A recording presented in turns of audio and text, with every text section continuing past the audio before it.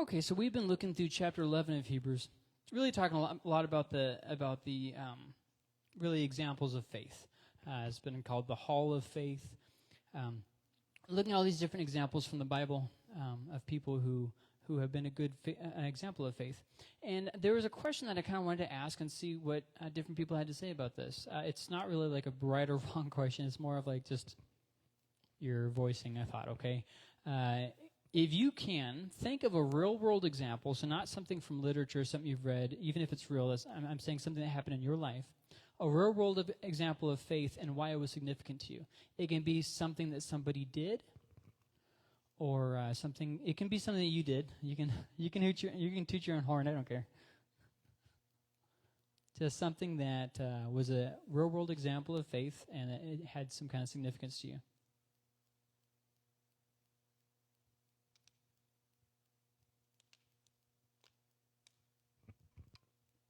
I'm sorry, Jason, go ahead.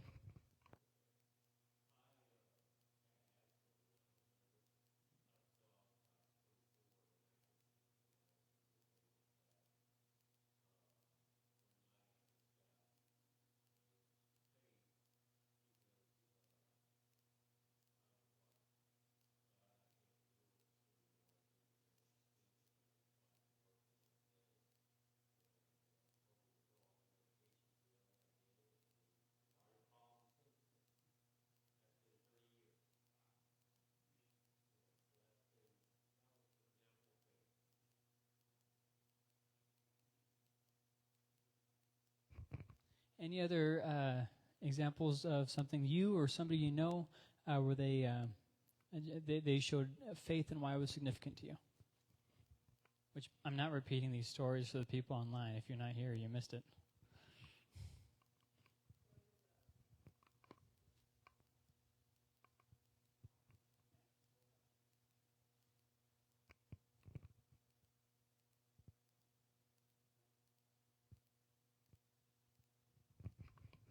Now, did you think that it got easier for you to respond in faith as the sickness went on, or harder?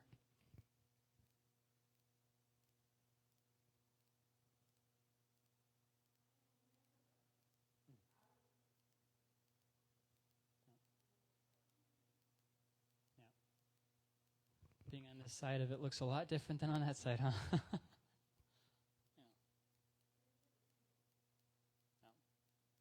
I still can't believe how good he looks. You know, he's walking around like normal. Yeah. Anybody else want to share?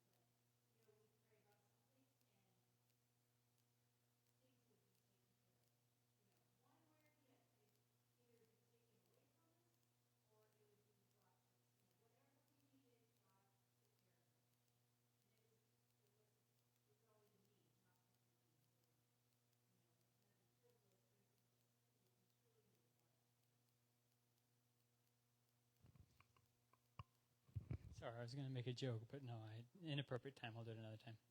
Thank you for sharing that story. Thank you, guys. Was there anybody else that wanted to share before I go to Hebrews? We're all good? Oh, Gracie, go ahead.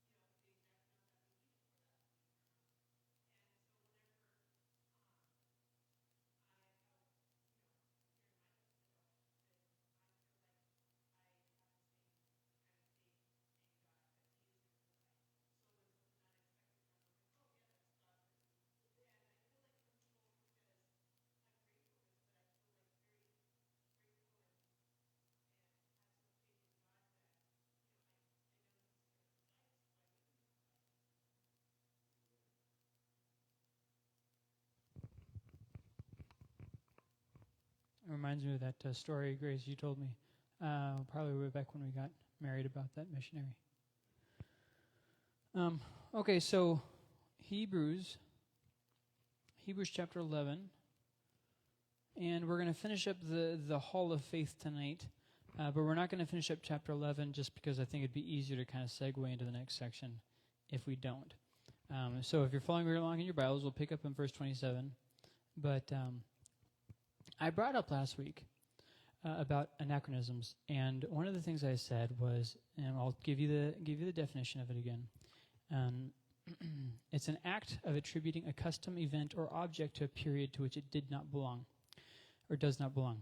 Now, as this applies to the Bible, there's going to be a lot of times when anachronisms are used, and can sometimes seem like the Bible is not being accurate. And so that I brought that up last week with Hebrews, and I want to just kind of build on that a little bit. So something can be not historically accurate and still true. You know what I'm saying? It can be not historically accurate and still be true. Another example of this, maybe not another example, but another way of saying this is something can be literally true. That's what I'm trying to say. Something can be not literally true and yet still be true in principle. Okay, so I'm going to give you a couple examples of that. So, growing up in Sunday school, you probably sang the song, Father Abraham has many sons of Father Abraham. I am one of them, right? But let's take that. Abraham is my father. Is that historically true? No, it's not historically true. Is it principally true? Yes, it's principally true. So although it's not a literal true statement, it is true in its principle and its scope, right? Abraham was not my actual father. He's been dead a long time, and I'm not that old, so, there's just not really possible. So in the Bible, it does this a lot of times. But you could say that in a sense, yes, Abraham is your father, in the sense that he's the father of the faith, and that Christianity eventually came through Abraham, eventually. So in that sense, he is my father. So this is an example of something that's not historically true, but true in a certain sense. If you look at Isaiah 51:2, it says this: "Look to Abraham, your father." Remember, this is not their actual literal father. He was their predecessor, yes, but not all the people that he's talking to are Israelite by birth. So there's that. "And to Sarah, who gave birth to you." She didn't actually literally give birth to them specifically, did she? Because she's been dead for too long. But by way of process, she eventually did. So in a certain sense, you could say that she did. "When I called him, he was only one." Well, is that true? No. When God called Abraham, he was already married in the land of Haran with his father, and then he came down with some servants as well, and then they built that up. So it wasn't actually literally one. So it's just a couple examples of things that are not historically or literally true, but are still true in the principle of what's being said. There's still a sense that it's true. And a lot of times when you hear people say things about the Bible being filled with contradictions, it's oftentimes going to be due to stuff like this, where it's like, well, you're looking at it from one rigid point of view, and that's just not really how literature works. And it's not just the Bible that does this. Lots of literature does this. You see people do this with the Gospels, too. Like, 3 different Gospels give 3 different accounts of Jesus' last words. But if you read it carefully, only one of them specifically says these were his last words. The other 2 don't. And so, is it a contradiction? No, it's just, they're not all focused on historical accuracy. So there's a lot of times we read the Bible that we're just trying to look for it to be like a modern day, cut and dry, literal book, and it's not a literal book a lot of times. It's filled with poetry and songs and all kinds of different stuff. So there's a few things here. I already said that.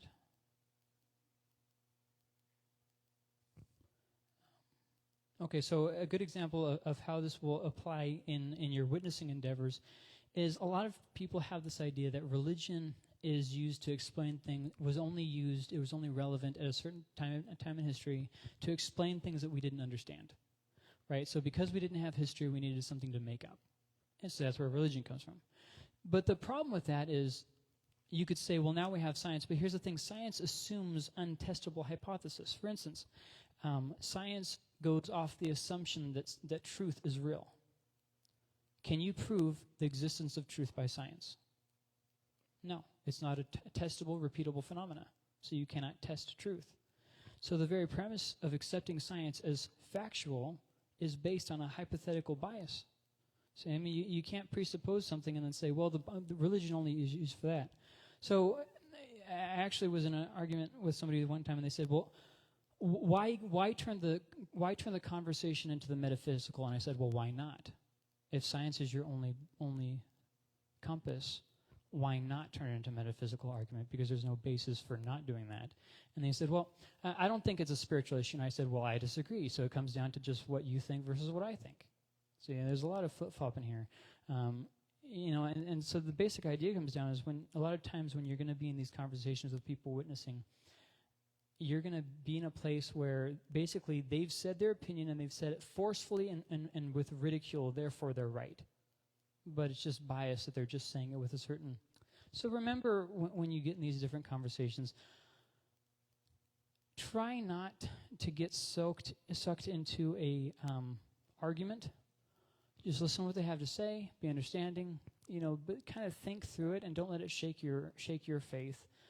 And as it applies to the Bible, when they bring up passages of the Bible that are, not accurate and all these different things, look at the context of it and then just kind of try to understand it, and then you'll be able to really work. A lot of times what I've done is I've said, look, I don't know what this passage means, but I'm going to go study it, and we can pick this conversation back up. Like, is that okay? We'll just meet back in a week or so.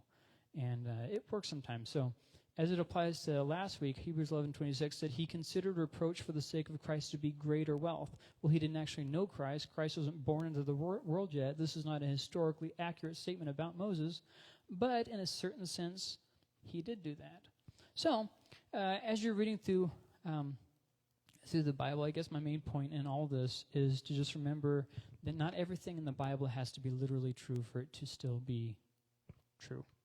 We're going to go ahead and go on to Hebrews verse 27 now, and we're kind of just going to blow through this section tonight. There's not there's not a whole lot of stuff tonight. So can I have Melissa read this section here?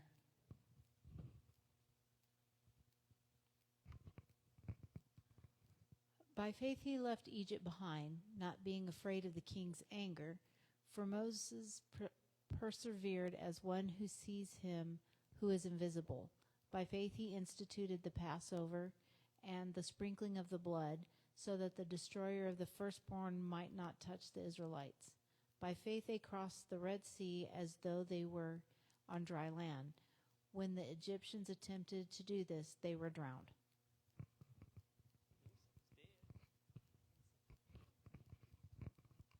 So here we go here. We've got Hebrews, the first section here, verses 27 through 29. And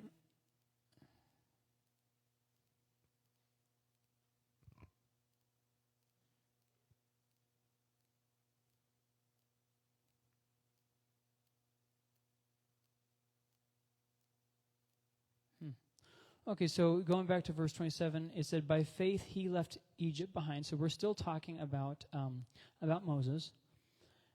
Not being afraid of the king's anger, for Moses persevered as one who sees him who is invisible. Now this is very interesting because he's been on Moses for a while, but Moses never even entered the promised land.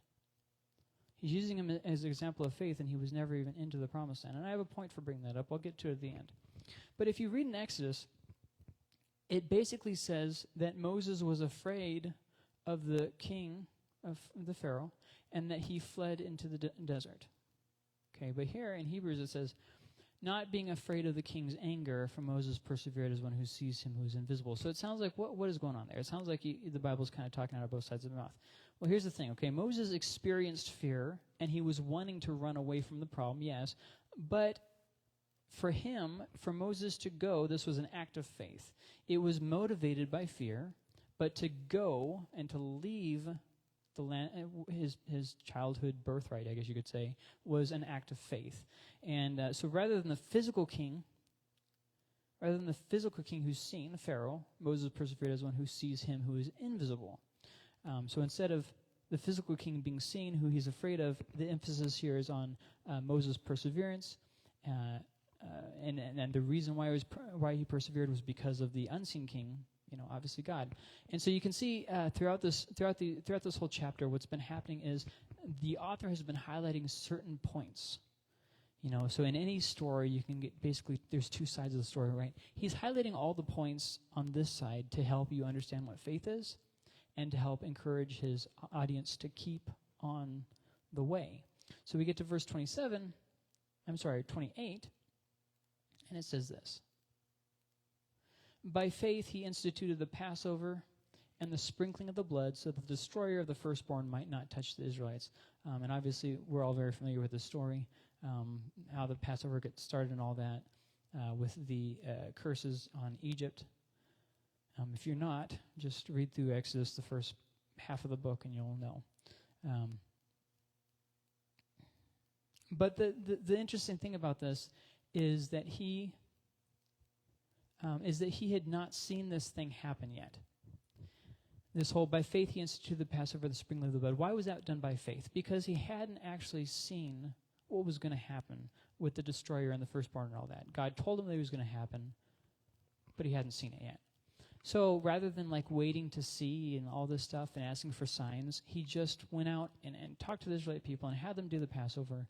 And so even though they had not seen this thing, he still stepped out in faith and knew that it was going to happen.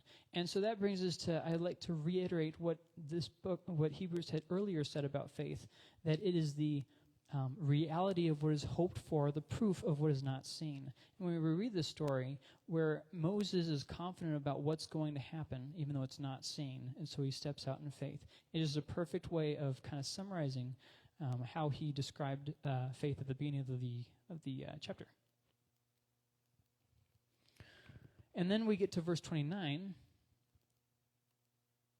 and it says this, and it's very interesting how the subject kind of changes. By faith they crossed the Red Sea. So we've been talking about Moses for quite a few verses, and then just kind of switches over to Israel, and it's going to talk about Israel for the next, I think it's 2 verses. By faith they crossed the Red Sea as though they were on dry land. When the Egyptians attempted to do this, they were drowned. And this is a very important point. So, okay, the emphasis is switching from Moses onto Israel. And that in of itself is kind of interesting because if you remember, Moses was the one who lifted up his staff and the waters parted. So you would think that he would emphasize Moses' faith in lifting up the staff, but he doesn't. He switches over to the people of Israel. And so here we have the timid complainers, Israel, and they actually obeyed for once. This is one of the few examples when they actually did the thing that God told them to do. And that in of itself is worth pointing out, but I want to kind of build on it for just a second. So you have Israel who makes a lot of mistakes, but they do this one thing right. And so here we have this section on faith, and does it talk about all their failures? No, it talks about that thing that they did right. You remember that one time that we actually listened and obeyed God? And that's the part that I emphasize. And this is really important because a lot of times, we're going to talk about this next week, but there's a lot of times with faith that we feel like I'll never be a warrior of the faith like those people in the Bible or like whatever. And here, one of these warriors of the faith is the Israelites who worshiped the golden calf. I mean, this isn't like this is a different group of people. This is like the same group of people. They were also not really wanting to get behind Moses with the whole, hey, let's leave the Egyptian land and stuff. They were like, that's fine. I mean, that sounds like a lot of problems. And the second thing I want to bring up about this is, for the Israelites, there really wasn't that much of an alternative, was there? Here they are, the Egyptian army's behind them. The water parts. What are you going to do? Just stand there? Like, hey, Moses is part of the water. There's not much else for us to do. But even though they went with not a whole lot of other options to go, it's still pointed out as an act of faith. Very significant. And before we move on to the next section of verses, I want to point out that for both Egypt and Israel both, they did the exact same thing. They stepped out to walk across the river. Both of them did the same thing.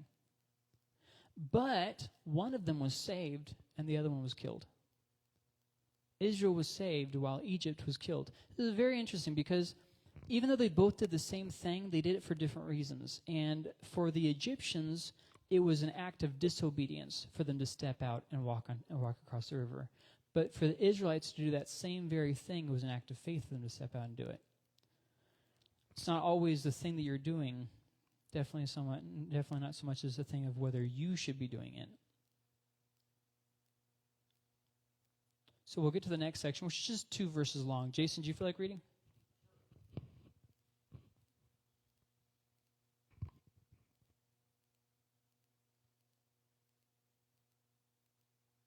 By faith, the walls of Jericho fell down after being marched around by the Israelites for 7 days.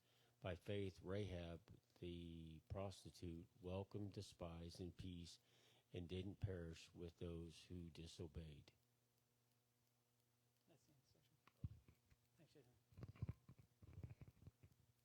So here we have the next section, fairly short. And it said in verse 30, it says, by faith the walls of Jericho fell down. So it hops quite a way forward in Israel's story to get to the next example of faith. But there is some interesting points that I want to make about this example that they bring out. First off, it says, by faith the walls of Jericho fell down after being marched around by the Israelites for 7 days. So who brought the victory for the battle? For this battle? God, right. But although the battle was the Lord's, we aren't exempt from the fighting.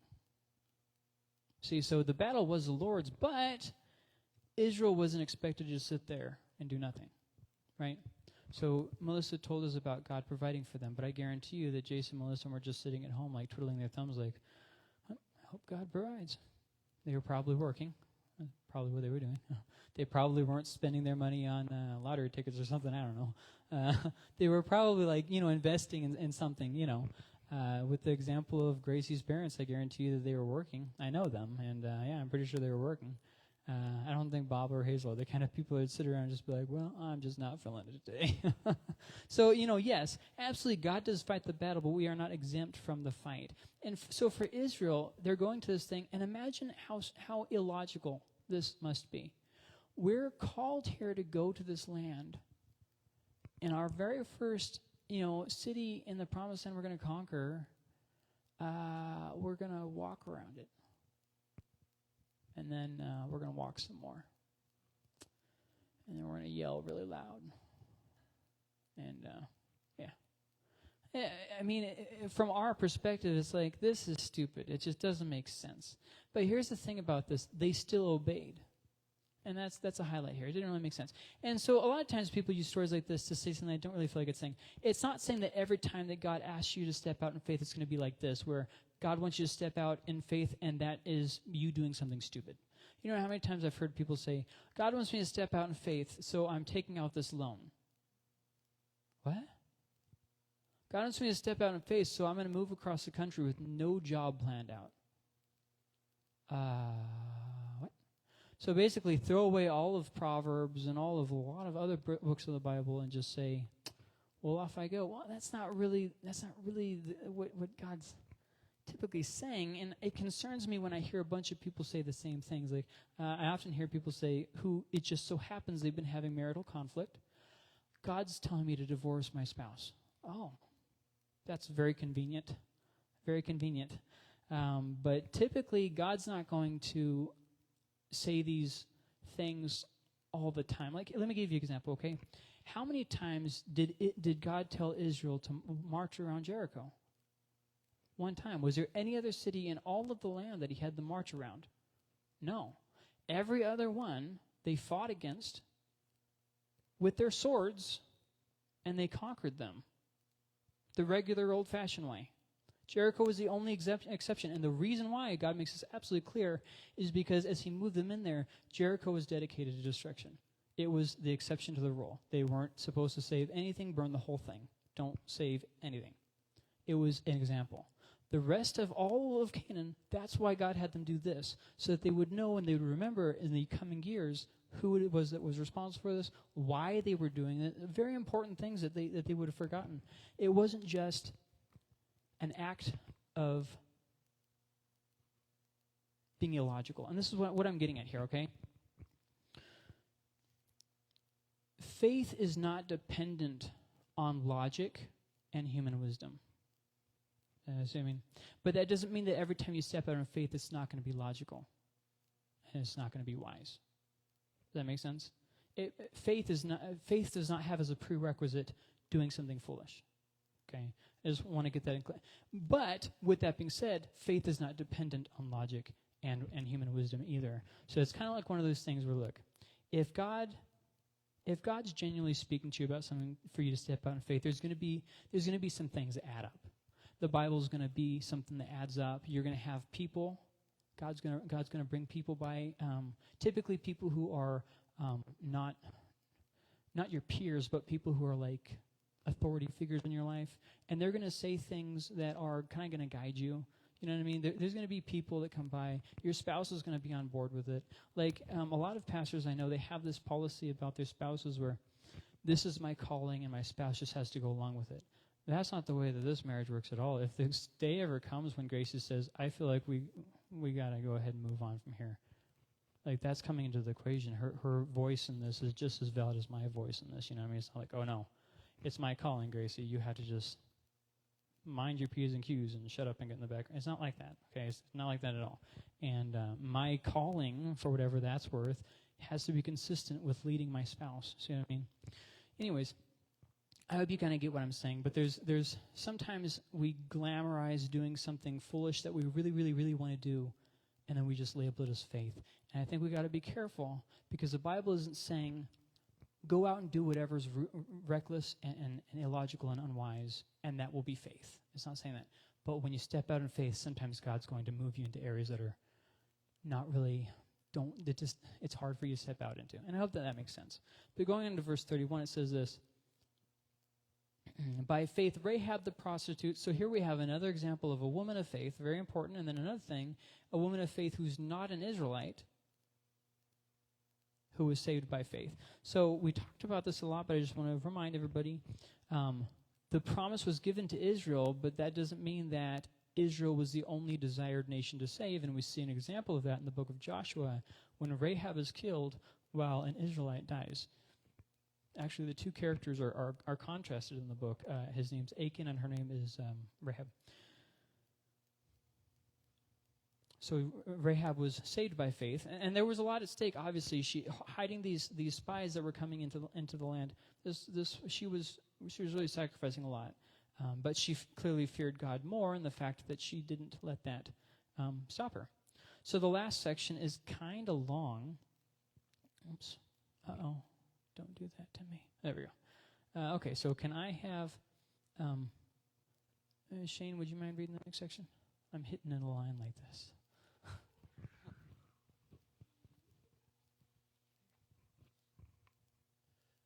And what more can I say?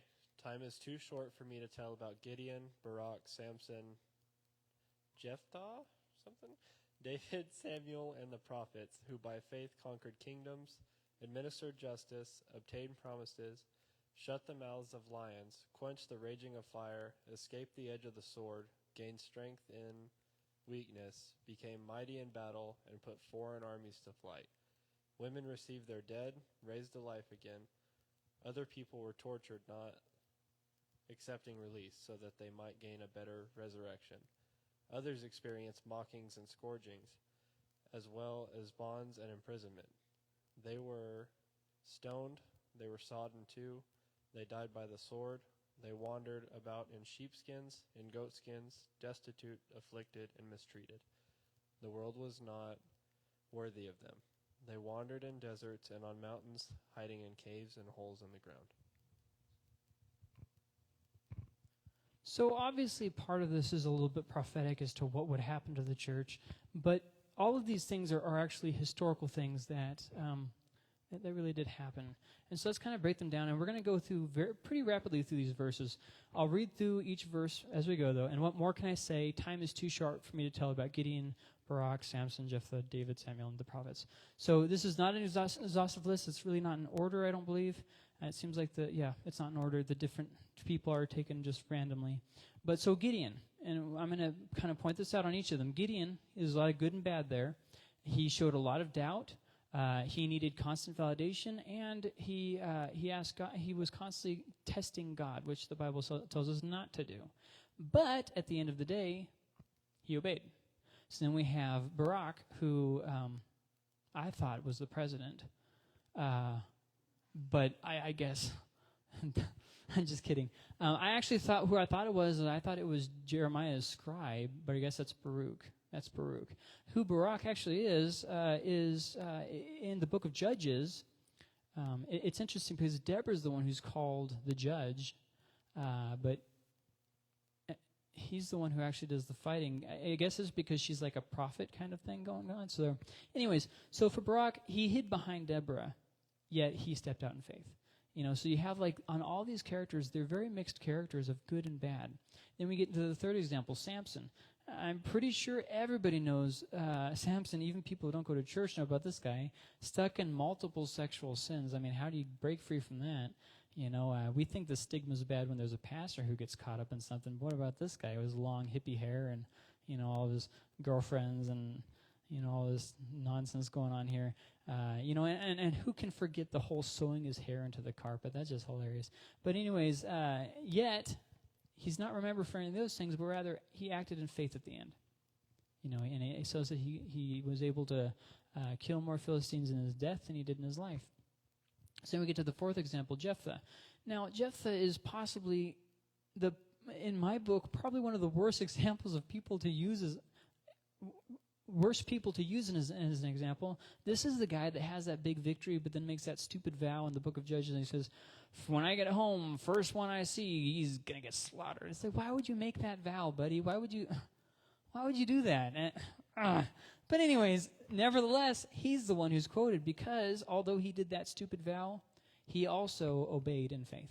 So we get to the next example, David. Oh boy, David. The man after God's own heart, right? Which was taken out by his own sin, and then a generational curse was given that hurt his entire family and the nation. And yet, here he's mentioned as a person of faith. You're remembered positively for faith. And then we get to Samuel. Now, Samuel is generally a pretty positive character. There's a few things, but overall, it's more of a positive character, more so than some of the other people on this list. But he did fail to properly instruct his kids, just like his mentor before him had done. And but that's not even the thing that's mentioned. Oh, well, your kids got out of camp. Yeah, maybe. But he firmly held the line of faith, and that's the part that he's remembered for. And then it says just vaguely, the prophets. Now, I think that's probably because, remember, in Hebrew thought, there's a lot of prophets besides just the prophets that we think of that have books attached to them, like Habakkuk and Jonah. There's other prophets, too.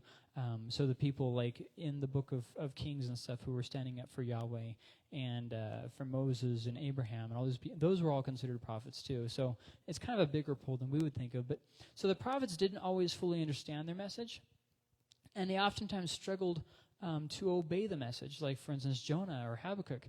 And yet, they obeyed God in the going.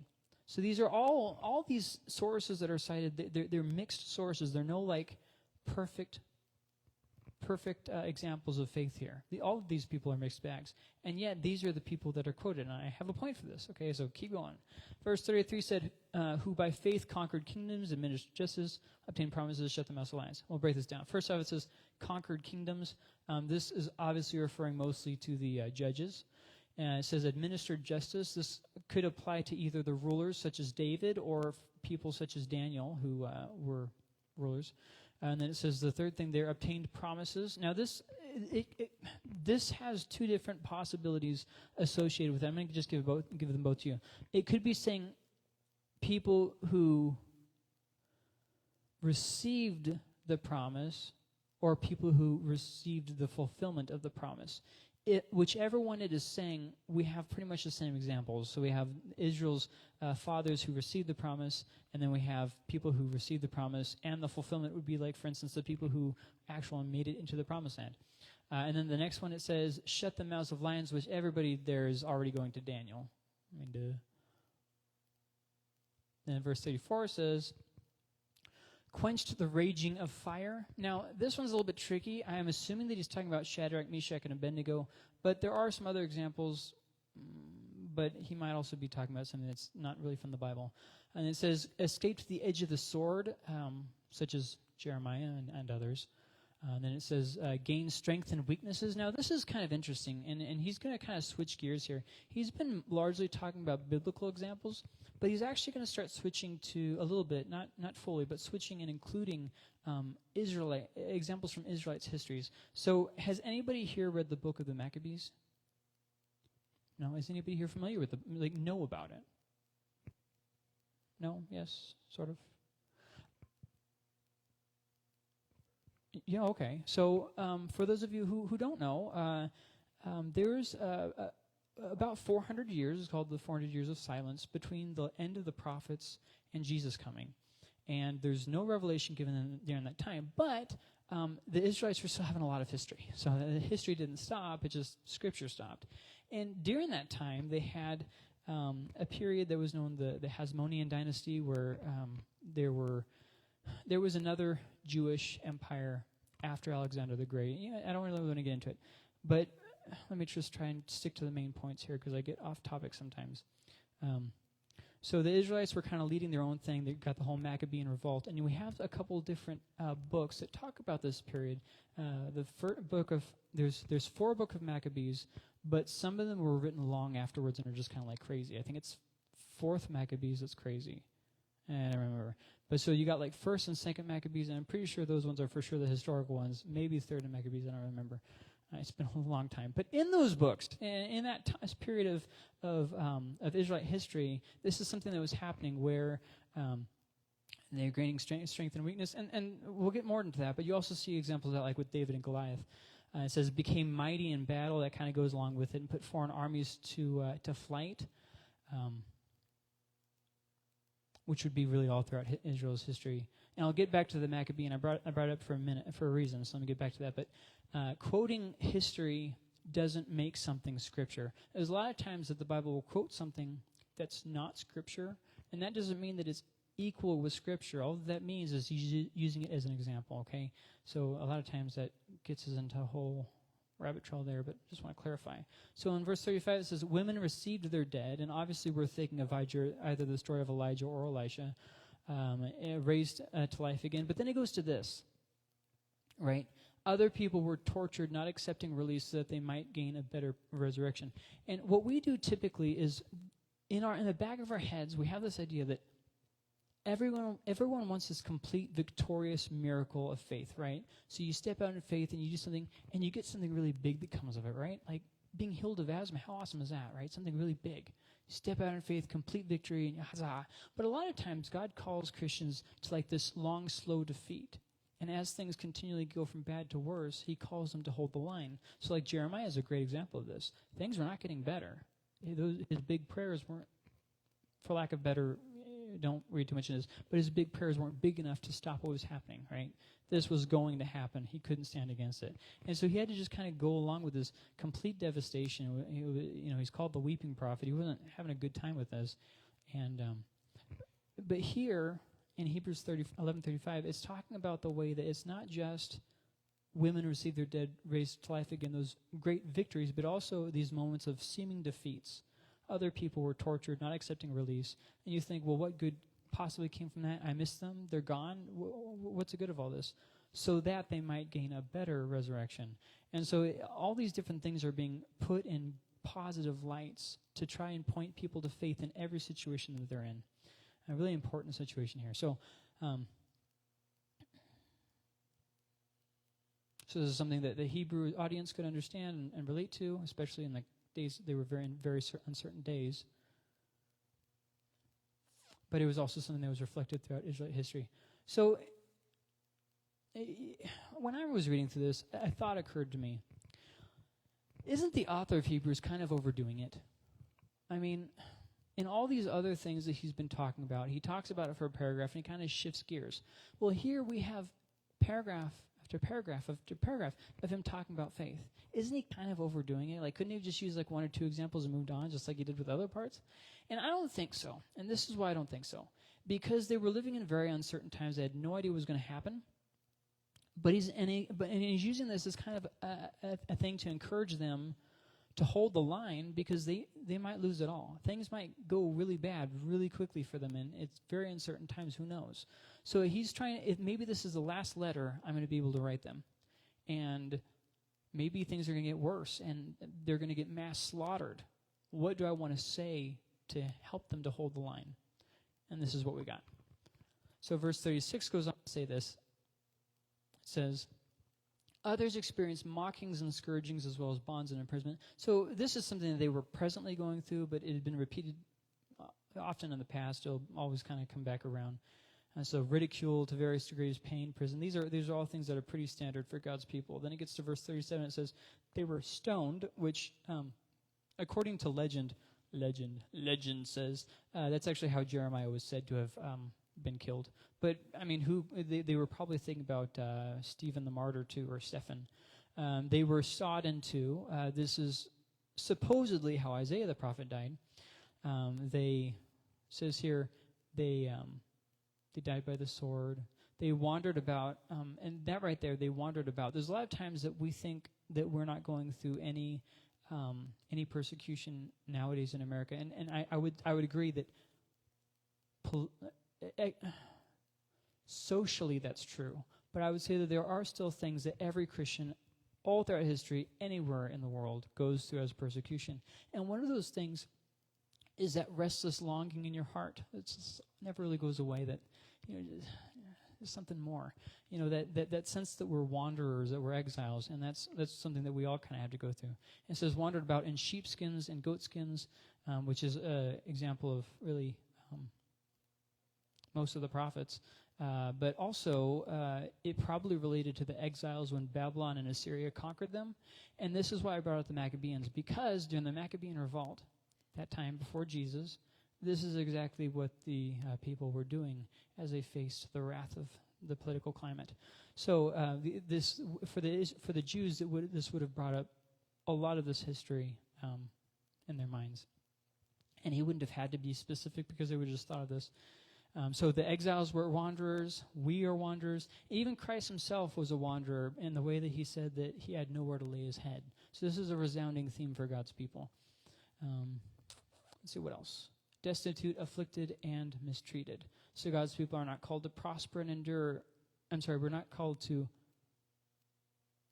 prosper in wealth. I said that wrong. We're not called to prosper in wealth. We're called to endure through sufferings. And there's a lot of, in the past, 50 years, there's been a lot of people on television that talk about, health and wealth and all these different things. We aren't called to health and wealth in this life, though. We're called to endure as things go from bad to worse. That's what the church is called to. It's what our mission is, to endure in the faith.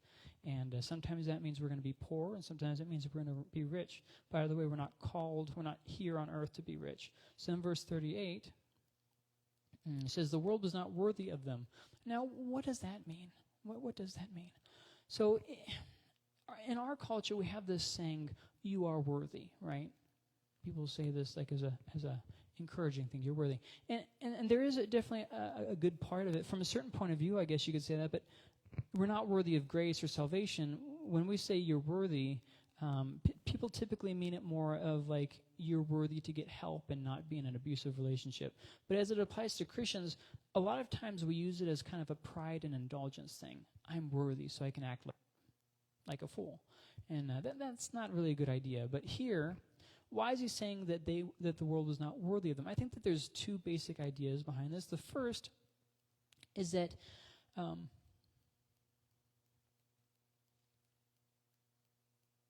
by dying, they inherited more than this world could offer. Thereby, it was unworthy of them. And I think, two, their death gave them greater honor than was attainable on the earth. There's a quote, I can't remember from where, but it says, you either die a hero or live long enough to become the villain.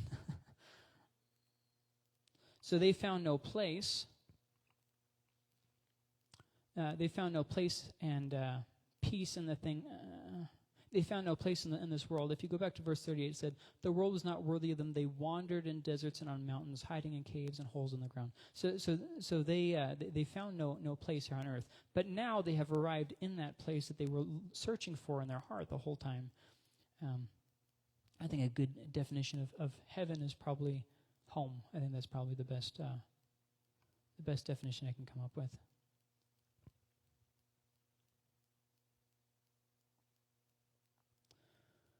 Okay, so that's about all that we're going to look at tonight.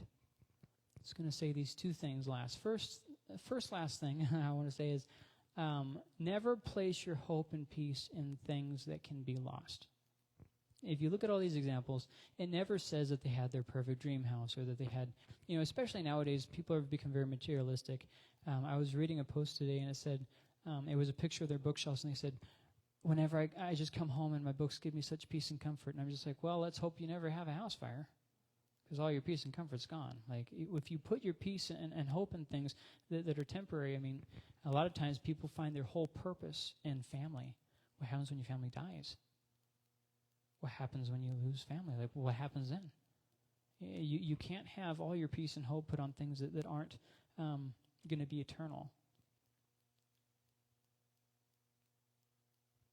And then the last thing I want to say is the final count that we see from this on the final, scorecard, however you want to say that, that we see in Hebrews 11, is that it's the faith that is remembered and honored by God, not the struggle. And all these different examples, it used people who we would classify as not the best of examples, and yet they were the examples used, and it was their faith that was remembered and not their struggle. So to summarize different things, we're basically looking at this is faith. We'll wrap up chapter 11 and get into chapter 12 next week. And if you noticed, he started out kind of trying to describe faith, but it wasn't like an exhaustive definition. And then throughout the rest of the chapter, he kind of gave us examples of what faith is, rather than giving us like a dictionary definition. So are there any questions about any of this?